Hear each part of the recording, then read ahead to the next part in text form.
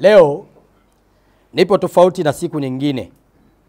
Nimesimama mbele yenu waandishi wa habari, si kwa furaha, bali ni kwa huzuni kubwa moyoni mwangu, kwani uchaguzi uliopita ambao ulikuwa na matokeo mazuri kwa chama chetu umeambatana na fujo na vurugu ambazo zimeacha alama za maumivu na hasara kubwa. Na katika hili nina huzuni kubwa zaidi kuhusu jukumu la vijana wetu ambao tunaamini kuwa ni nguzo na nguvu kazi ya taifa katika uzalishaji. Sasa wamehusika katika vitendo hivi vya kufanya fujo na vurugu. Ndugu zangu wanahabari, ninakemea na kulaani kwa dhati vitendo hivi, kwa sababu sio tu kwamba vinakiuka sheria na utaratibu wa jamii, bali pia vinahatarisha maisha ya wengine na maendeleo ya taifa letu kwa ujumla.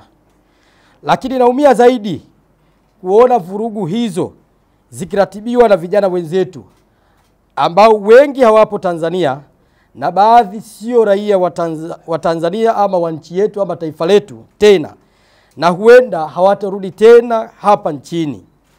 Wao kwa kushirikiana na watu wasioitakia mema Tanzania wanashawishi vijana waliopo Tanzania kupitia mitandao ya kijamii kufanya vurugu katika taifa letu, huku wao wakiwa wanastarehe nchi za nje wakitunzwa na wale waliowatuma.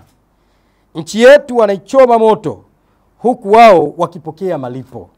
Bahati mbaya sana waliwaribuni vijana waliokuwa na nia njema, wakidhani ni kusanyiko la halali kueleza maoni yao, lakini kumbe wenzetu walikuwa na nia mbaya.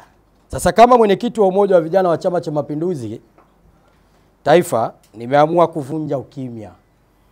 Hivyo kuamua kuzungumza na kutoa ya moyoni, lakini pia kutoa maoni yetu kama jumuiya ya vijana juu ya matukio ya uvunjifu wa amani ya tarehe 29 mwezi wa 10 2025 na tarehe 30 mwezi wa 10 2025.